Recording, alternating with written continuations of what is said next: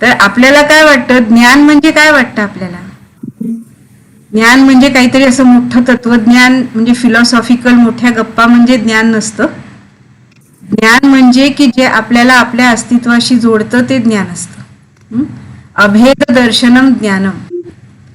तर ज्ञान हा शब्द जो आहे तो अविभक्तम विभक्तेषु तच ज्ञानम विद्धी सात्विकम असं म्हटलंय, की जे सगळं काही वेगवेगळं असून सुद्धा, विभक्त असून सुद्धा त्यातला अविभक्त भाव दाखवतो. विभक्त म्हणजे की सगळी गोष्ट एकमेकांपासून तुटलेली आहे, वेगळी आहे. तसं असताना सुद्धा त्याच्यातला अविभक्त भाव म्हणजे त्याच्यातली एकरूपता, त्याच्यातली एकतानता जे आपल्याला दाखवून देतं ते ज्ञान असतं. आणि ह्या ज्ञानाचाच उपयोग होतो, कारण की आपण जेव्हा डाऊन असतो तेव्हा आपल्याला कळतं की अरे, आपण करत नसलो तरी विश्वात अनेक हात करतायत, आपल्यासाठी करतायत. आपण अगदी मागून मागून नाही केलं तरी सुद्धा करतायत. कितीतरी गोष्टी ह्या अलाईन होत आहेत आणि आपल्याला मदत होतीये. हे काय?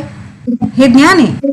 हे भगवद्गीतेचं ज्ञान आहे की जे विभक्त आहे त्या विभक्तामध्ये अविभक्तता, म्हणजे की हे सगळं जोडलेलं आहे.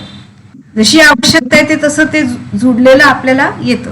म्हणून ज्ञान शब्दाचा असा विचित्र अर्थ काढणं की काहीतरी मोठ्या मोठ्या गप्पा असं नाही. ज्ञान शब्द हा आपल्या मूळ स्वरूपाशी असलेली जी ओळख आहे त्यांनी आपल्याला सगळे भिन्न वाटत नाही, ते सगळं जोडलेलं वाटतं म्हणजे दिसतं.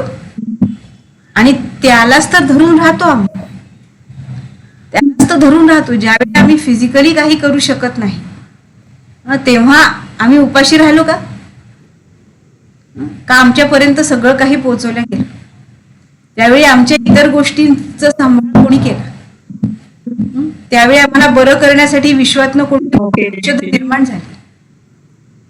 झालीच ना? ती विश्वात कुणीतरी औषधं निर्माण केली होती, ती आपल्यापर्यंत पोचती झाली नाही. मला माझं म्हणणं नीट कळतं नाही. तर लेट यू फिनिश. तर म्हणून हे जे ज्ञान आहे, हे भगवद्गीतेचं जे ज्ञान आहे ते काय आहे? आपल्या निजमूल स्वरूपाची ओळख. म्हणून इथे योग शब्द वापरलाय. योग शब्दाचा अर्थ होतो जोडणे. तर जेव्हा आपण योगी म्हणतो तर तिथे हा आत्मयोगी तिकडे बनवण्याचं कार्य चाललंय. आत्मयोगी म्हणजे अर्जुनाची काय अवस्था होती की अर्जुन हा स्वतःला आणि ह्या सगळ्या प्रसंगाला वेगळं वेगळं तर त्याला हे नाही कळालं की आपण सगळं जुडलेलं आहे आणि त्या एकरूप या अशा विश्वामध्ये आपलं हे कार्य आपल्या समोर येऊन उभं राहिलेलं आहे. आणि ते केवळ आपल्यासाठी, इंडिव्हिज्युअलसाठी नाहीये, तर ते आपल्यासाठी पण आहे आणि सगळ्यांसाठी पण आहे.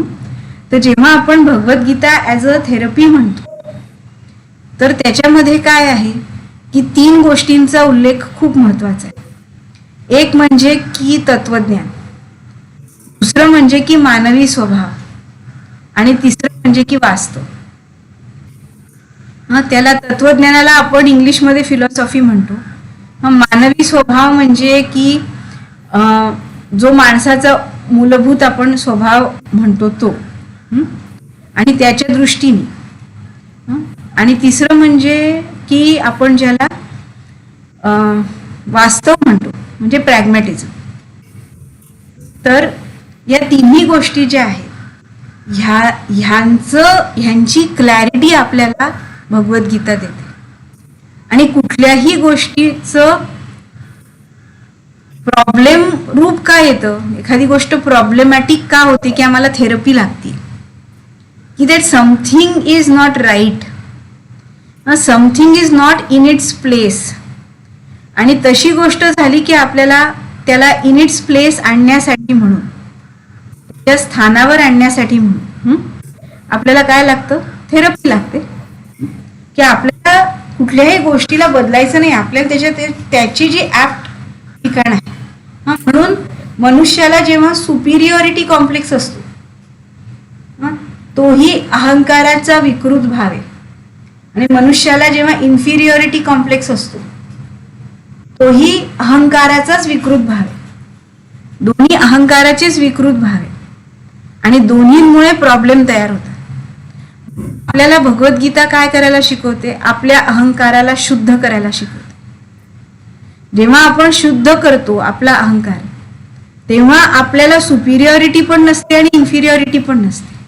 मी सगळ्यांपेक्षा अशी भारी आहे असं पण काही नसतं आणि मी सगळ्यांपेक्षा कमीतली आहे असं पण नसतं. मला माझं स्थान माहिती असतं आणि त्या स्थानावर मी स्वस्थ असते, स्वस्थानावर स्थित असते.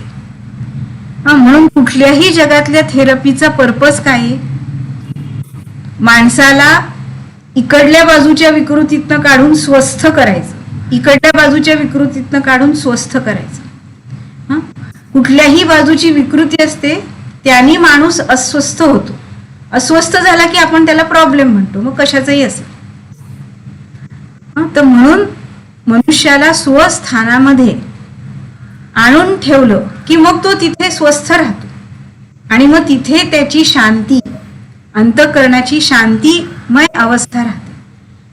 सो कुठल्याही थेरपीचं काम हेच आहे की तो असा आणि असा कुठेतरी भरकटला तर त्याला स्वस्थानावर आणा, बस. मग तो शांतिमय जगेल आणि जो शांतिमय जगतो त्याला थेरपीची गरज नाही. तर शांतिमय जगणं म्हणजे काय हे पण गीता सांगते की शांतिमय जगणं म्हणजे काय की आपल्या स्वभावोचित कर्माला करत करत आपल्या सगळ्या इच्छा ज्या शुद्ध इच्छा आहेत त्या पूर्ण करत करत जीवन जगण्याचा आनंद घेत घेत सगळं काही करून सुद्धा त्या कशाचाच जेव्हा आम्हाला स्ट्रेस येत नाही, कशाचाच आम्हाला ताण येत नाही आणि आम्ही सगळं करतोय, तर ही काय शांती आहे. म्हणून शांती म्हणजे की तो आता निकम्मा झाला आणि तो काहीच करायला योग्य नाही, नुसता खायला कहार आणि भुईला भार असं नाही. शांती म्हणजे की तो स्वस्थ झाल्यामुळे तो त्याचा रोल आरामात करतोय. त्याला त्याच्याबद्दल ताण नाहीये, तणाव नाहीये, त्रास नाहीये. तो रोल करतोय, त्या रोलचा इतरांनाही फायदा होतोय, त्यालाही फायदा होतोय. शांती. म्हणून जेव्हा शांतिमय परिस्थिती आणण्यासाठी ही भगवद्गीता. मग आता हे जे अहंकाराचं विकृतीकरण झाले तर सुपिरियरिटी कॉम्प्लेक्सनी किंवा इन्फिरियरिटीने, त्या अहंकाराला स्वस्थ कसं करायचं, कसं करायचं?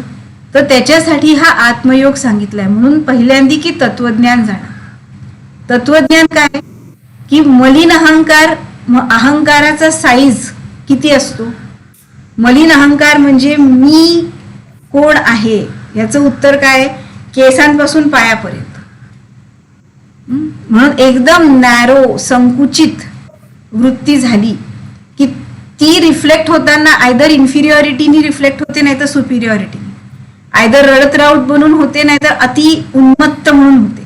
दोन्हीमध्ये अहंकारच विकृत झालेला आहे. आणि जो स्वस्थ असतो तो रडत राऊतही नसतो आणि म्हणजे उन्मत्त पण नसतो, तो स्वस्थ असतो, त्याच्या अवस्थेमध्ये खुश असतो, बस.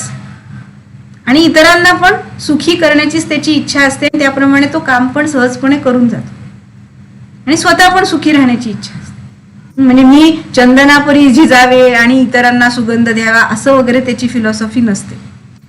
तर त्याची फिलॉसॉफी मी जे आहे तसं मी जगावे आणि ते होताना मलाही सुख मिळते आणि इतरांना पण काहीतरी माझ्याकडनं मिळते. ही एकदम सिंपल स्ट्रेट फॉरवर्ड ही स्वस्थता आहे. तर आता अहंकार आपला जेव्हा विकृत होतो तर मग शुद्ध कसा करायचा? तर सगळ्यात पहिल्यांदी की मूळ शुद्ध अहंकाराची साईज किती आहे? अहंकाराचा, अहंकार न आकाराचा भाव येतो तर विकृत मध्ये अत्यंत नॅरो, संकुचित, स्वार्थी असं आपण म्हणतो, एकदम नॅरो होऊन जातो तो अहंकार. तो विकृत अहंकार आहे. आणि हा अहंकार जेव्हा शुद्ध होतो तेव्हा किती मोठा होतो? तर आपण 11वा अध्याय पाहिला की माझं स्वरूप काय? विश्वरूप आहे. म्हणजे माझा आकार किती मोठा झाला? विश्वा एवढा झाला. हे सगळं दिसणारं हे माझ्या आकारामध्ये इन्क्लूड झालंय. हा अहंकाराची सगळ्यात शुद्ध अवस्था, ही शुद्ध अहंकार. ठीक आहे. तर म्हणून आपण आणि विश्व हे जोडलेलं आहे. हे जेव्हा आपल्या लक्षात येतं, किंबहुना विश्व नावाचं एक अखंड एकरूप आकार आहे आणि त्याचा मी एक पार्ट आहे, म्हणून मी म्हटलं की मी इथे म्हणते म्हणजे काय फक्त इथल्या भागात मी नाहीये ना, मी सर्वत्र आहे. तर म्हणून हा अहंकार आपला शुद्ध होणं, विश्वाकार होणं. अहंकार देहाकार झाला की अशुद्ध होतो, मग विकृत होतो आणि मग सगळे प्रॉब्लेम सुरू होतात. आणि मग थेरपीने आम्ही काय करतो, अहंकाराला शुद्ध करतो. म्हणजे काय की तो विश्वाकार करतो. मग विश्वाकार झाल्यावर कृष्णाच्या तोंडून काय शब्द येतात, मत्तः परतरम नान्यत किंचित अस्ति धनंजय, विश्व में सब मैं ही हूं, दूसरा कुछ है नहीं. तर विश्वामध्ये माझा अहंकार शुद्ध झाल्यावर मला सगळं आत्मरूपच जाणायला लागतं, माझं स्वरूप हे जाणवायला लागतं. मग ते जाणवल्यावर काय होतं, आमचा ॲटिट्यूड पूर्ण बदलून जातो. मग आम्हाला काय होतं, हे तत्वज्ञान आहे. तत्वज्ञान म्हणजे आपल्या स्वरूपाशी योग, की माझा आकार खरोखर किती आहे. माझा आकार एवढा मोठा आहे, विश्वाकार आहे. विश्वाकार आहे.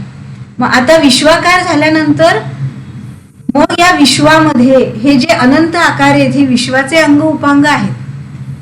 मग मी काय त्याच्यात, मी म्हणजे हा देहदृष्टीने मी काय, मी नाहीच आहे का, मी आहे ना. पण मी पण जसं हात माझा अंग आहे तसं मी विश्वाचा कदाचित हात आहे, किंवा मी विश्वाचे डोळे, मी विश्वाचं तोंड आहे, मी विश्वाचं कान आहे, मी काहीतरी त्याचं एक अंग आहे. मग आता अंगदृष्टीने माझं काम काय आहे, माझं काहीतरी काम असेल ना. जसं डोळे असतील तर डोळ्यांचं काहीतरी एक स्पेसिफिक काम असतं. आम्ही म्हणतो नाही डोळ्यांनी चाललं पाहिजे, डोळ्यांनी वेट लिफ्टिंग केलं पाहिजे, असं आम्ही काही म्हणतो का, असं आमच्या मनात पण येत नाही. कारण डोळ्यांनी काय केलं पाहिजे, डोळ्यांनी त्यांच्या स्वभावाचं काम केलं पाहिजे. तसं मी या विश्वाचा भाग असल्यामुळे मी काय केलं पाहिजे, या देहाचा जो काही स्वभाव आहे, स्वभाव म्हणजे क्षमता, इंद्रिय मन बुद्धीची क्षमता जी काही आहे तेवढंच करणं. म्हणजे आपण त्याला थिओलॉजी म्हणूयात, मानवी स्वभाव. आपल्याला स्ट्रेस फ्री, स्ट्रेस बस्टर आहे भगवद्गीता.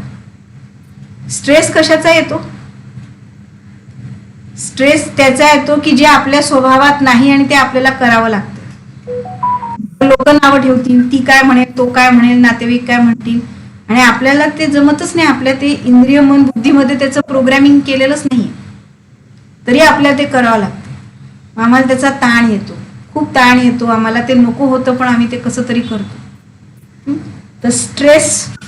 मग भगवद्गीता काय म्हणते, भगवद्गीता तत्वज्ञानाने म्हणते, हे बघ प्राची, तू या विश्वाचं अंग आहेस. अंगाचं कार्य काय असतं, जे त्याच्या स्वभावात आहे, what ever it is meant for only that much, nothing more. म्हणून डोळ्यांचा स्वभाव ऐकणं आहे का, नाही नेहा उद्यापासून डोळ्यांनी ऐकलं पाहिजे, अरे नाही होणार तसं. डोळ्यांचा स्वभाव पाहणे आणि you can expect only that from it. आणि कानाचा स्वभाव ऐकणे, तुम्ही ते त्याच्याकडनं एक्सपेक्ट करा. उगाच ओव्हरलोडेड रिस्पॉन्सिबिलिटी देऊ नका. तसंच हा जो देह आहे इथे, या देहाचं जे काही कार्य आहे तेवढंच करणं अपेक्षित आहे. सो आपल्या डोक्यावरचा स्ट्रेस निघून जातो. अस्वाभाविक स्वधर्मे निधनम श्रेय परधर्म भयावह. स्वधर्म म्हणजे आपला स्वभाव. आपल्या स्वभावाचं करता करता मेलात तरी तुम्ही स्ट्रेस फ्री मराल, शांतिमयच मरण असेल ते. पण परधर्म 1 मिनिट जरी केलं, ओव्हरलोड केलं, तर ते काय भयावह आहे. तिकडे भय आहे, तिकडे ताण आहे. तर गीता आपल्याला मुक्त करून टाकते. बघा थेरपी आहे की नाही, तुमच्यामधला स्ट्रेस काढून टाकला. अजून काय दुसरा आम्हाला त्रास असतो, आम्हाला एक त्रास असतो त्याला म्हणतात डिप्रेशन. डिप्रेशनमध्ये पुन्हा की आम्हाला वाटतं की I am good for nothing, और maybe I don't feel like doing anything. मी काहीच करायला तयार होत नाही. आता भगवद्गीता इथे काय सांगते, हे बघ प्राची, तू म्हणजे काही केवळ इतका देह नाही, हे विश्व हे सगळं मिळून हे तुझा स्वरूप आहे, सचराचर. तर विश्व में सब मैं ही हूं, दूसरा कुछ है नहीं. तर हे माझं विश्वमय स्वरूप आहे. आता या स्वरूपामध्ये कुणी कुणी आपल्याला अन्न पिकवून देतंय, कुणी कुणी आपल्याला गाडीतनं नेतंय, कुणी कुणी आपल्यासाठी पेट्रोल बनवतंय, कुणी कुणी आपल्याला कपडे बनवून देतंय. आपल्यासाठी सगळे काहीतरी करतायत ना. ठीक आहे ना. मग आपल्यासाठी सगळे काहीतरी करतायत. तुम्ही म्हटलं नका करू तरी करतायत, नका करू म्हटलं तरी करताय. मग जर नका करू म्हटलं तरी करताय तर मग आपणही काहीतरी करणं अपेक्षित आहे का नाही? कारण की विश्वामध्ये जर प्रत्येक कण त्याचा त्याचा रोल देतोय तर आपण पण थोडंसं काहीतरी देऊ शकतो. ठीक आहे. मग आपण काय देऊ शकतो? तर आम्हाला डिप्रेशन काय येतं त्याचं मूळ कारण काय?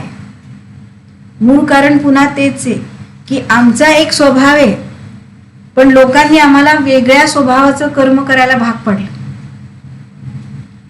माझा एक स्वभाव आहे, I am an artist, I want to paint, आणि लोकांनी मला सांगितलं नाही you should be a programmer, you should be a programmer. आता कसं तशी मारून मुटकून क्लास बीस लावून मी शिकले आणि मी झाले प्रोग्रॅमर.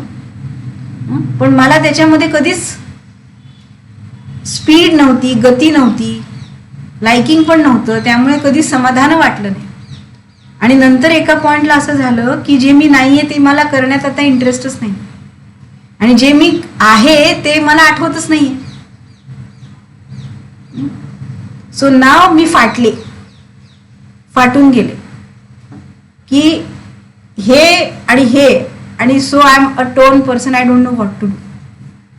तर ही माझ्या स्वभावावर झालेला हा अत्याचार आहे. तर भगवद्गीता काय म्हणते? सगळं सोडून दे, जस्ट फाइंड युअर स्वभाव. तुला आत्ता जेवढं एवढूसं करा असं वाटतं ना तेवढूसं कर. ते करता करता करता तुला तुझा स्वभाव सापडेल. आणि जेव्हा तू तुझ्या स्वभावामध्ये कार्य करशील तेव्हा काय होईल? मग तुला करावंसं वाटेल. का बरं? कारण की तेच तर तुझं लॉंगिंग आहे ना, त्यासाठीच तर तू हा देह घेतलेला आहेस. आणि मग ते करायला लागलं की लगेच आम्हाला आनंद वाटतो, समाधान वाटतं, मी केलं.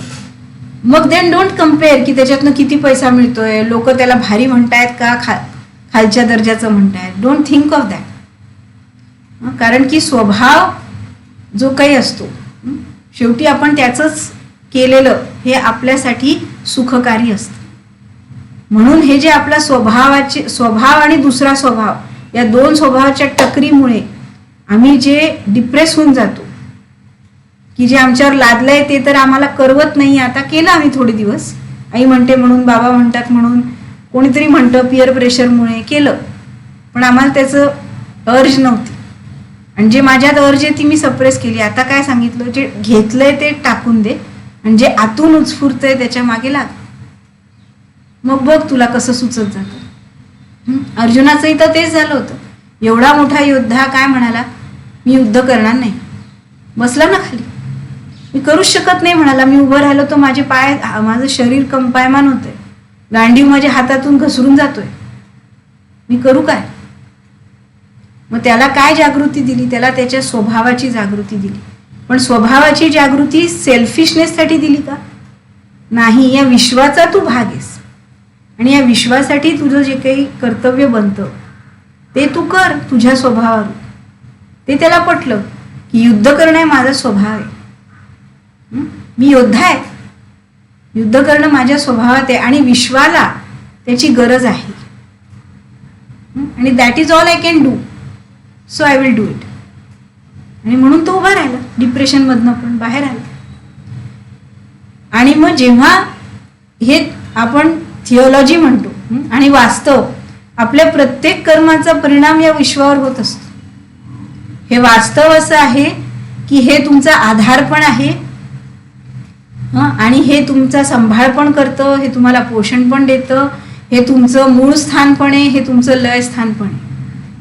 असं हे विश्वरूप आहे. मग आम्हाला इनसिक्युरिटी असते. इनसिक्युरिटी हा पण एक भागच आहे ना. पुन्हा अहंकाराचाच प्रॉब्लेम येतो. आता माझा अहंकार किती मोठा झाला? विश्वा एवढा. विश्वरूप हे माझं स्वरूप आहे. इनसिक्युरिटी म्हणजे काय? मला भय आहे. कशाचं? माझं कसं होईल, माझ्याकडे पैसे असतील का नाही, मला हे जमेल का नाही, मला खायला मिळेल का नाही, अमुक तमुक तमुक. लोक तो मला त्रास देईल का, तो मला त्रास देईल का. जेव्हा आपल्याला हे लक्षात येतं तत्वज्ञान दृष्टीने पुन्हा काय, की हे सगळं विश्व हे माझं स्वरूप. इनसिक्युरिटी तर परक्यापासून असते. तर इथे विश्व हे माझ्या विरुद्ध टीम मध्ये नाहीच आहे. विश्व हे माझ्या टीम मध्ये आणि मी विश्वाच्या टीम मध्ये. मग माझी ताकद ही एवढी अल्प आहे का विश्व एवढी? माझी ताकद एक खिळा भिंतीत लावल्यावर खिळ्याची ताकद खिळ्याच्या वजना एवढी असते का भिंती एवढी असते? बघा तुम्ही, भिंतीचं बळ त्या खिळ्याला मिळतं म्हणून खिळ्याच्या 10 पट मोठी फ्रेम त्या खिळ्यावर लावता येते आपल्याला. तर विश्वाच्या बाजू, विश्व माझ्या टीम मध्ये ना, त्यामुळे विश्व मला विश्वाची ताकद देऊ करते, विश्वाचं वैभव देऊ करते. आणि काय विश्वाचं वैभव? विश्वाकडे काय नाहीये? विश्वाकडे सगळं काही आहे. सगळ्या प्रकारचं अन्न, वस्त्र, निवारा, डॉलर, युरो, दिनार, रुपी, सगळं काही आहे. मग ते सगळं मला मिळेल का? जर तुझी यथार्थ आवश्यकता असेल तर तुला नक्की मिळेल. मग सगळं मी माझ्या पाठीवर गोधडीत बांधून फिरू का? गरज नाहीये. राम वनवासाला गेले तर काय सगळा पैसा पाठीवर घेऊन फिरले का? काय अयोध्येचं धन पाठीवर घेऊन फिरले? विश्वाच्या आधाराने जो निघतो ना, तो काहीच न घेता निवांत जातो. कारण विश्व सगळीकडे, त्याला ज्याची गरज जेव्हा पडेल तेव्हा ते मिळणारी त्याची खात्री आहे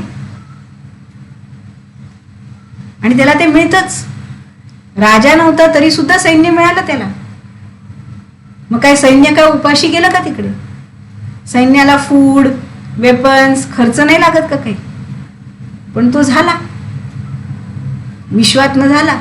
अयोध्येतनं नाही आले पैसे, विश्वातनच झाला आणि विश्वातनच सगळं होत असतं. तर जेव्हा आपण भयग्रस्त होतो तेव्हा आपल्याला कळतं की अरे, हे विश्व सगळं काही आपल्याला देणार आहे. विश्वाकडे सगळं काही अमर्याद आहे. पण एकच अट आहे, तुम्ही विश्वाशी तद्रूप व्हा, विश्वाशी एकरूप व्हा. तुम्ही विश्वाशी दुश्मनी केली तर मग ते नाही होत. कारण की मग तुमच्या एकट्याचंच बळ कामी येतं तिकडे, विश्वाचं नाही. पण विश्वाशी एकरूप झाल्यावर विश्वाचं बळ तुमचं बळ, हा भाग आहे. आणि म्हणून मग तुमची सेना कमी जरी असेल, 18 अक्षौहिणीपैकी 11 अक्षौहिणी कौरवांची होती आणि 7च फक्त पांडवांची होती, तरी पांडव जिंकले. तो भाग आहे. म्हणून हे जे भय असतं आमचं कसं होईल? अरे, आम्ही जेव्हा तान्हं बाळ होतो तेव्हा आम्ही सांगत होतो का आमचं कोणी करा, पण आमचं होतच होतं ना, होतच असतं आपलं. आपल्याला आता इगो आलाय की मी म्हणते माझं करा, मी माझ्याकडे पैसा आहे म्हणून. असं काही नाहीये. एका कॅटरपिलर पासून, एका मॉथ पासून, एका बटरफ्लाय पासून सगळ्यांचं विश्व पाहतंय, काळजी करते. आपली निर्भय अवस्था होऊन जाते. कबीरांचं ते खूप सुंदर भजन आहे, कधी वेळ मिळाला तर आहे का? निरभय निरगुण गुणी रे गावेंगे. मग निर्भयताच देते ना, हे खूप आवडतं मला ते. तर मग त्याच्यामध्ये त्यांनी जे समजवले तेच गीतेमध्ये पण समजवलेले. तर आता ही निर्भयता म्हणून दैवी आसुरी संपत्तीमध्ये दैवी संपत्तीचं पहिलं लक्षण गीतेने काय सांगितलं? अभयम सत्व संशुद्धी. निर्भयता हे पहिलं लक्षण. भयग्रस्त जगणं नव्हे. कारण की आपण आपल्या स्वभावात जागं होतो. तत्वज्ञान काय सांगतं? हे विश्व आपलं आहे, आपण विश्वाचे. या विश्वाशी आपला योग करणं हे तत्वज्ञान. आणि स्वभाव काय सांगतं? की माझी क्षमता. स्वभावात जागृत झाल्यावर आम्ही काय करतो? आम्ही स्वभावाप्रमाणे वागतो. स्वभावाप्रमाणे वागल्यावर काय होतं? स्वभाव आमचं रक्षण करतो. ते म्हणतं की प्राची ही लक्ष्मण रेषा पार नाही करायची. का बरं? कारण ते तुझ्या स्वभावात नाहीये. नाही, ते लोक खातात ना पैसे, मी पण पैसे खाते. ते तुझ्या स्वभावात नाही. ते लोक खात असतील आणि देत असतील, ते त्यांच्या स्वभावात आहे, तुझ्यात नाही. तू ते करू नको. जेवढं तुझ्या स्वभावात आहे तेवढंच आपण जर केलं तर आपलं कोणी काही बिघडू शकत, आपलं रक्षणच होतं. म्हणून त्यांनी काय सांगितलं? युक्त आहार विहार. युक्त आहार विहार म्हणजे काय? युक्त म्हणजे व्हेज खा असं आहे का? व्हिगन खा असं आहे? का नुसतं कच्चं अन्न खा असं आहे? तुमच्या स्वभावाप्रमाणे म्हणजे हा, प्रकृतीप्रमाणे. पुन्हा स्वभाव. हा, तुमच्या स्वभावाप्रमाणे आणि तुम्ही जे काही क्षमता घेऊन आला आहे त्या क्षमतेला पूर्ण करण्यासाठी. मग तिथे व्हेज असेल, नॉन व्हेज असेल, पालापाचोळा असेल, नाहीतर नुसतं पाण्यावर असेल, ते काय तुमच्या स्वभावाप्रमाणे जे तुमच्याशी योग पावेल. म्हणजे पुन्हा स्वभावाच्या अंतर्गत राहा. त्यांनी काय होईल? स्वभावाच्या अंतर्गत राहून जे खाल्लं त्याचा आम्हाला कधी त्रास नाही होणार. आणि स्वभावाला सोडून जर खाल्लं तर मग आम्हाला त्रास होणार. होतोच. आणि मग तो खातोय, तो खात असेल म्हणून मी खाण्याचं नाहीये. आपल्या स्वभावाला ओळखा. स्वभावच कर्म, त्याला स्वकर्म म्हणतात, त्याला स्वधर्म म्हणतात. म्हणून जो नराचा पुरुषार्थ आहे, धर्म, अर्थ, काम, मोक्ष, या सगळ्यांना पूर्ण करण्यासाठी गीता आपल्याला मदत करते. म्हणून आपण काय काय पाहिलं की तत्वज्ञान आणि स्वभाव या दोन गोष्टींचं भान करून दिल्यामुळे आपल्या वागण्यामध्ये कितीतरी फरक होऊन जातो. आपला स्ट्रेस जातो, आपल्यातलं भय जातं, आपण डिप्रेस्ड राहत नाही. माझा काही उपयोग नाही असं म्हणणारे लोक, तुझा काही उपयोग नाही कुणाला? माझ्या मुलांना माझा काही उपयोग नाही, हल्ली मला कोणी विचारत नाही. पण तुझ्या मुलांना उपयोग नसेल, आता ते झाले मोठे, ते त्यांचे झाले, पण विश्वाला आहे ना. अस्तित्व काय ते एका मुलापुरतं, एका नवऱ्यापुरतं, किंवा एका बायकोपुरतं, किंवा असं एकापुरतं, एका मर्यादित. हे विश्व आपलं अस्तित्व. आपला उपयोग जोपर्यंत आहे तोपर्यंत आपण असणार. आपण आहोत म्हणजे काहीतरी कुणाला तरी आपण विश्वामध्ये आहोत उपयोगाचे, म्हणून तर आहोत. ज्या दिवशी राहणार नाही त्या दिवशी आपलं परिवर्तन होईल. मग चिंता काय करायची? परिवर्तन झालं की वेगळ्या स्वरूपात येऊ, मग तेव्हा उपयोगी होऊ वेगळ्या स्वरूपात. So why worry, why say की I am not useful till my last breath. I am useful to this universe. आता अशा माणसाला तुम्ही डिप्रेस करून दाखवा, डिप्रेस. माझी अशी तर मला असं वाटतं की माझा उपयोग आहे विश्वामध्ये शेवटच्या क्षणात. तू म्हणलं नाही तू काय बिनकामाची, तुझा काय हे नाही. तुमच्यासाठी नसेल, त्यांच्यासाठी असेल, कुणासाठी तरी असेल. मग अशा व्यक्तीला घाबरवणं, डिप्रेस करणं, स्ट्रेसमध्ये टाकणं ही काही सोपी गोष्ट नसते, होऊ शकत नाही. म्हणते ठीक आहे, तुम्हाला उपयोग नाही, यू एन्जॉय. हे विश्व माझं घर आहे, विश्व माझं स्वरूप. तर अशा विश्वामध्ये उभा असलेला जेव्हा श्रीकृष्ण आहे, तो काय म्हणतोय? त्याचा जो प्रमुख योद्धा आहे तो चालला होता वनात, काही केलं ऐकायला तयार नव्हता. अशा वेळी आपली परिस्थिती काय झाली असती? आधीच आपली सेना निम्मी आहे, त्याच्यात आपल्याकडे काही स्टॉलवर्ड्स आहेत की ज्यांच्या जीवावर आपण लढतोय. चालला आता काय? एखाद्याच्या नडगीतली हवा गेली असती, फ्रस्ट्रेट झाला असता. कृष्ण फ्रस्ट्रेट झालाय का कुठे? सुहास्य वदनाने त्याला सांगतोय, मुस्कुरा के, दुसऱ्या अध्यायातला 10वा श्लोक, हसून सांगतोय की ठीक आहे चल तुला सांगतो. अशा प्रसंगी तो ज्ञान देतोय. मग हे मोटिवेशनल आहे. जेव्हा आपल्याला विश्वामध्ये आपलं स्थान कळतं, आपल्याला आता दुसरा कोणी मोटिवेटरच लागत नाही. We are always self motivated. आपल्याला दुसरे रक्षक कोणी लागत नाही. विश्व आमचा रक्षक आहे, विश्व आधार आहे, आणि आमचा स्वभाव आमचा रक्षक आहे, आम्हाला खात्री असते. आणि आपल्या हातून दुसऱ्यांना दुःख होईल असं कर्म आपण करायला जात नाही. कारण मी प्रत्येक कृती करतेय तर ह्या माझ्याच विश्वावर त्याचा परिणाम होतोय हे मला कळतं. मी घाण बोलले तर ते सगळं विश्वातच जाणारे शब्द. मी कचरा नदीत फेकला तर तेही विश्वात. मला प्रत्येक कृतीमध्ये तो अवेअरनेस राहतो. म्हणजे I become such a wonderful person, such a responsible person, stress free person, always motivated. ठीक आहे. तर अशा पद्धतीने गीता आपल्याला या सगळ्या प्लेन्सवर गाईड करते. म्हणून भगवद्गीता ही प्रचंड रेलेव्हंट आहे. कारण आपलं मूळ स्वरूप समजल्याशिवाय पंचतत्व, 3 गुण, अस्ति भाती प्रिय रूप, अक्षरभाव आणि पंचतत्व त्रिगुणात्मक क्षरभाव आणि क्षर अक्षराची संयुक्त एकरूपता पुरुषोत्तम भाव, हे जे आपलं विश्वरूप नावाचं मूळ स्वरूप आहे, हे मूळ स्वरूप कळल्याशिवाय त्या स्वरूपाशी व्यवहार कसा करायचा, स्वतःबद्दलचे काय विचार करायचे, याबद्दल आम्ही कन्फ्युज्ड असतो. आम्हाला एक तर भीती असते, नाहीतर आम्हाला एक करता असतो. अजून एक गीतेमध्ये खूप मोठी गोष्ट सांगितली थेरपी वाईज. कोणती गोष्ट सांगितली? की कर्ता भाव सोडा आणि फलाशा सोडा. कारण हा अहंकार, सगळा पॉइंट काय आहे, आमचा अहंकार विकृत झालाय, तो स्वस्थ करायचा आहे.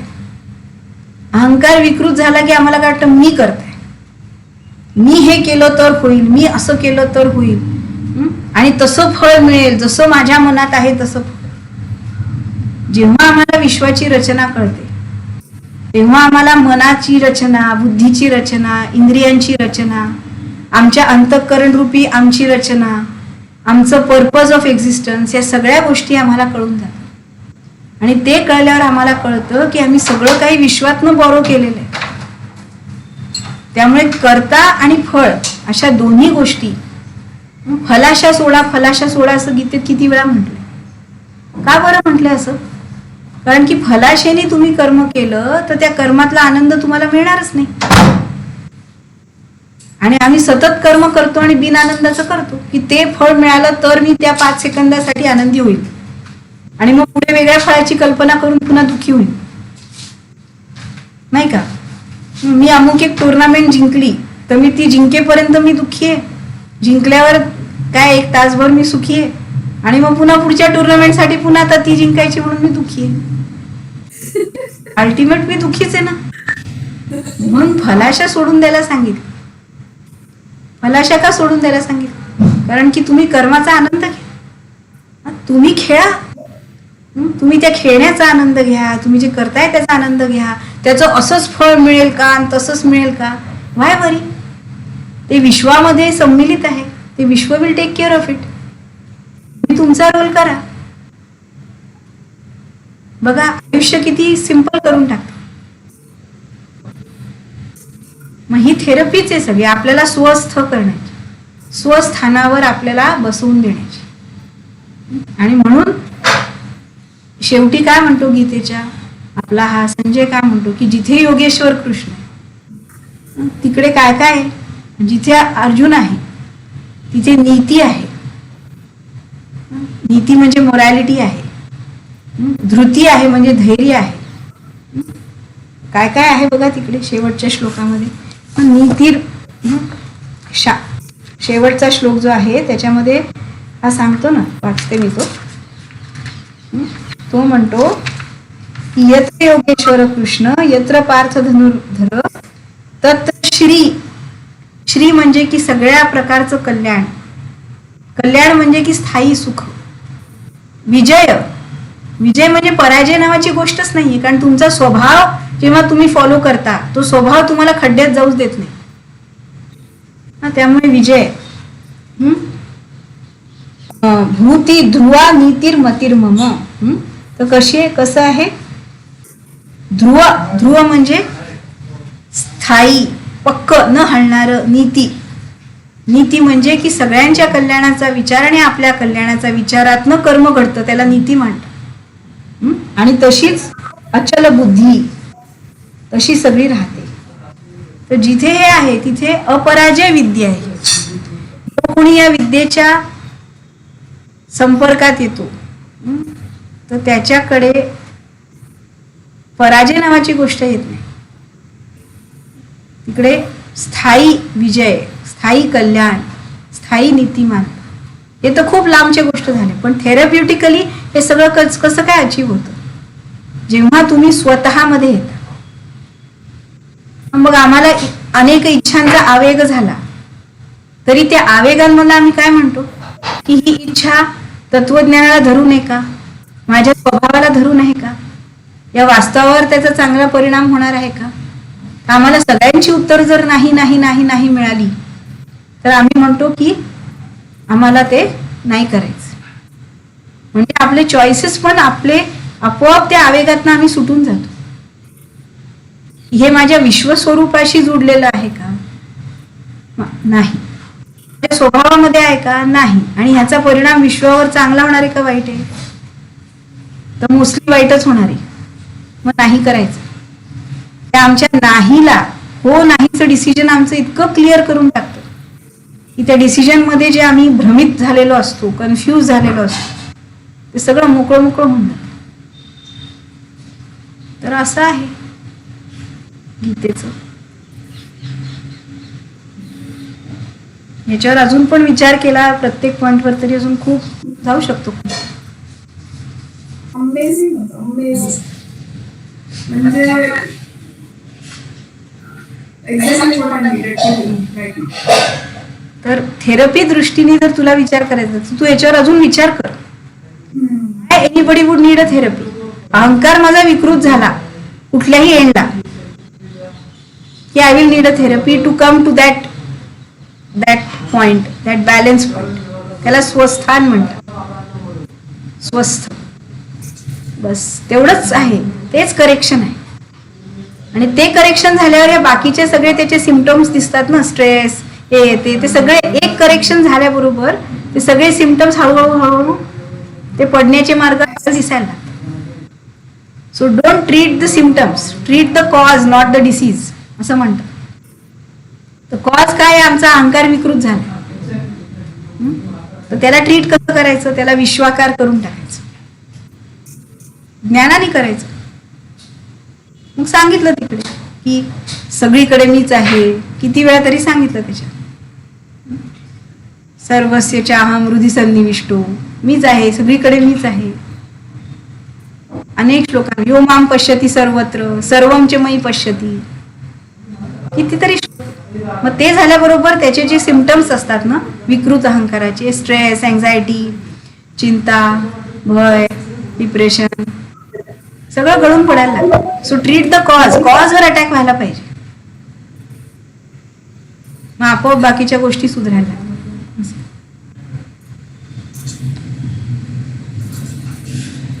त्याच्यावर विचार करा. विचार करा, अजून प्रश्न काढा आणखी, म्हणजे मग त्याचं मनन होईल.